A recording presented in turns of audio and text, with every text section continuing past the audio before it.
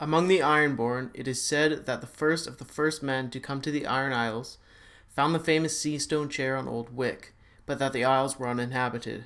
If true, the nature and origins of the chair's makers are a mystery. Maester Kurth, in his collection of Ironborn legends, Songs the Drowned Men Sing, has suggested that the chair was left by visitors from across the Sunset Sea, but there's no evidence for this, only speculation. Hello, and welcome to another episode of Lore Master Podcast, a podcast dedicated to science fiction and fantasy. I'm Aiden, and today I'm going to be theorizing a little bit about one of the more mysterious aspects of Planetos, that being the oily black stone that seems to be mentioned here and there throughout the world. Now, this is one of those things that I've wondered about for quite a long time. We've been given a few references to this oily black stone before, but not much. Most likely it's some kind of Easter egg that really won't have much of an effect on the main plot. However, it's fun to theorize about and look into how it might have played out in ancient Planetosi history. So first off, we're going to start off with Yeen. From the World of Ice and Fire, we are told, Nymeria refused and took her fleet to sea once again, hoping to find refuge among the steaming jungles of Sothorios. Some settled on Basilisk Point, others besides the glistening green waters of the Zemoios, amongst quicksands, crocodiles, and rotting half-drowned trees. Princess Nymeria herself remained with the ships at Zamatar, a Giscari colony abandoned for 1,000 years, whilst others made their way upriver to the Cyclopean ruins of Yeen, haunt of ghouls and spiders. Now, Yeen is considered among the greatest mysteries of Sothorios. It's one of the more ancient ruins in the known world, built of the oily black stone in huge blocks that were said to be so heavy that a dozen elephants were required to move them. It's also said that the jungle around it won't go anywhere near it, and Nymeria is famous for saying that Yeen was a city so evil that even the jungle will not enter. What's most interesting of this passage is the way Yeen is described, specifically with the word Cyclopean. Now, this word probably jumps out to any reader of horror. Obviously, it harkens back to Lovecraft, as it's probably his most used adjective, right next to Eldritch and Precambrian. And that's not the only Lovecraft reference in here. There's tons. Basically, the whole section on the oily black stone is a reference to Lovecraft, but I will be getting into that later. So, moving on to the Five Forts. Going farther east and north of Sothorios, we get to the Five Forts. So, if you don't know much about them, they're immense fortresses along the borders of the Golden Empire of Yee, between the Mountains of the Morn and the Bleeding Sea. They've never been mentioned in the main novels, I believe, so the only real information we have on them is in the section of the World of Ice and Fire dedicated to Yee, and it says, the Five Forts are very old, older than the Golden Empire itself. Some claim they were raised by the Pearl Emperor during the morning of the Great Empire to keep the Lion of Night and his demons from the realms of men. And indeed, there is something godlike or demonic about the monstrous size of its forts. For each of the five is large enough to host 10,000 men, and their massive walls stand almost 1,000 feet high. And then, certain scholars from the West have suggested Valyrian involvement in the construction of the five forts, for the great walls are single slabs of fused black stone that resemble certain Valyrian citadels in the West. But this seems unlikely, for the forts predate the Freehold's rise and there is no record of any Dragon Lords ever coming so far east. So this is probably one of the more mysterious, kind of less information on. That's all we really know about the Five Forts, so all we can do is speculate. We know basically nothing about them. Okay, moving on to another example. Probably one of the more famous ones is Asai. Now, arguably, this is the most magical place on Planetos. Whenever magic or sorcery is mentioned, you think of Asai, and whenever Asai is mentioned, you think of magic and sorcery. They kind of go hand in hand.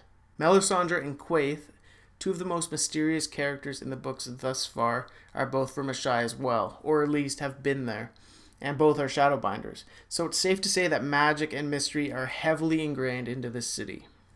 Easternmost and southernmost of the great cities of the known world, the ancient port of Asai stands at the end of a long wedge of land, on the point where the Jade Sea meets the Saffron Straits.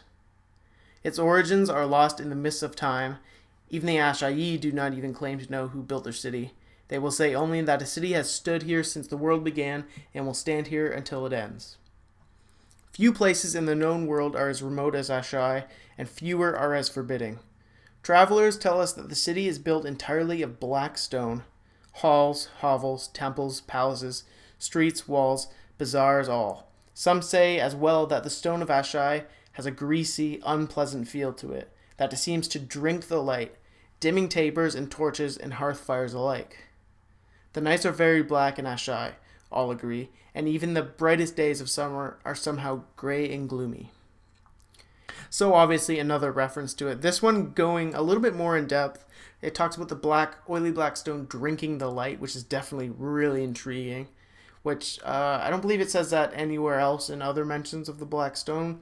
So it's strange to think of how it drinks the light in Asai, but not anywhere else. Maybe it does, maybe it's just not mentioned, but... So it's not only in the farthest reaches of Essos and Sothorios that we see the Blackstone, but in Westeros itself, actually. Referring to the battle tower and the citadel from the World of Ice and Fire, it stated, "The fused black stone of which it is made suggests Valyria, but the plain, unadorned style of architecture does not, for the Dragon Lords loved little more than twisting stone into strange, fanciful, and ornate shapes. Within, the narrow, twisting, windowless passages strike many as being tunnels rather than halls. It is very easy to get lost amongst their turnings. Mayhaps this is no more than a defensive measure designed to confound attackers, but it is too singularly un-Valyrian. The labyrinthine nature of its interior architecture has led Archmaester Quillon to suggest that the fortress may have been the work of maze-makers, a mysterious people who left remnants of their vanished civilization upon Lorath in the Shivering Sea. The notion is intriguing, but raises more questions than it answers." An even more fanciful possibility was put forth a century ago by Maester Theron. Born a bastard on the Iron Islands, Theron noticed a certain likeness between the black stone of the ancient fortress and that of the Seastone Chair, the high seat of House Greyjoy of Pike, whose origins are similarly ancient and mysterious. Theron's rather inchoate manuscript, Strange Stones, postulates that both fortress and seat might be the work of a queer, misshapen race of half-men sired by creatures of the salt seas upon human woman. These deep ones, as he names them, are the seed from which our legends of Merlings have grown, he agrees, whilst their terrible fathers are the truth behind the drowned god of the Ironborn.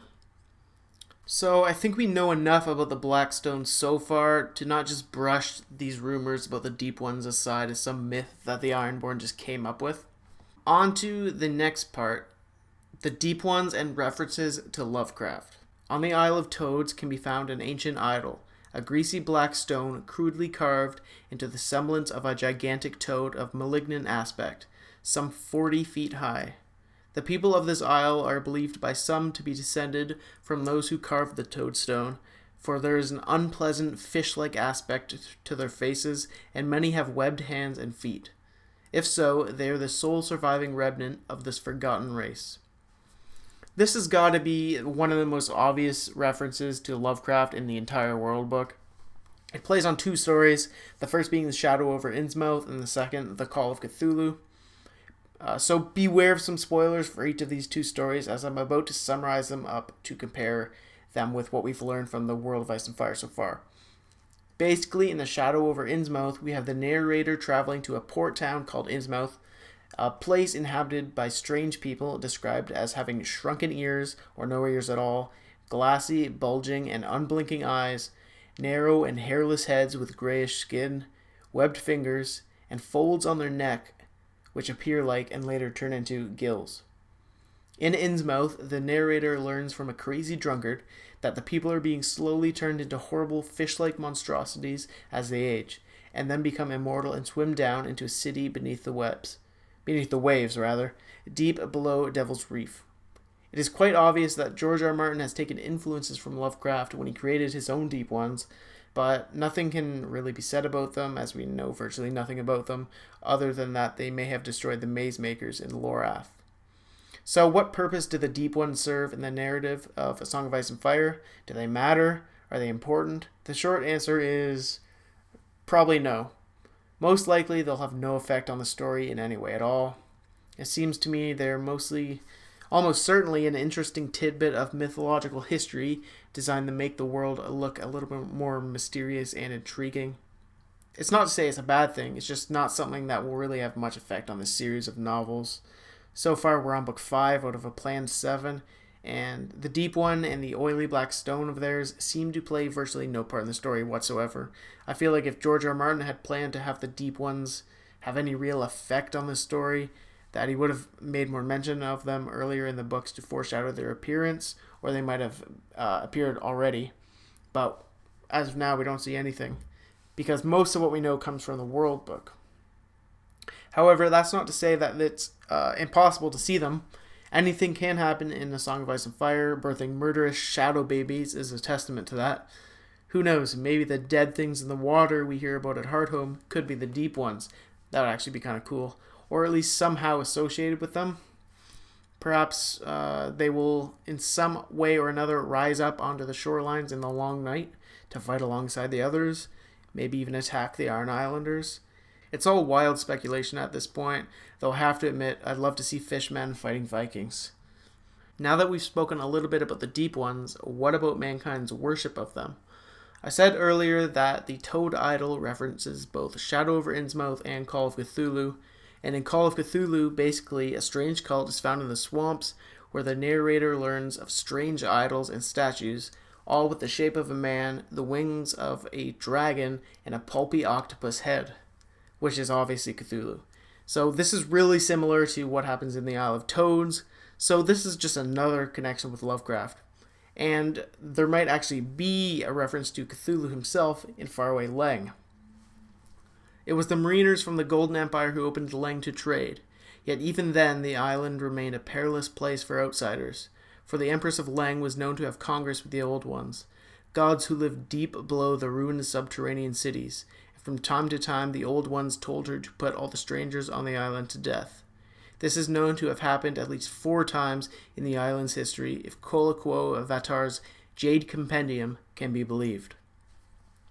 In the Cthulhu mythos, Cthulhu himself is classified among the Great Old Ones, and is said to dwell in R'lyeh, an impossibly ancient, dimensionless city deep, deep within the Pacific Ocean, at the position farthest away from any other landmass.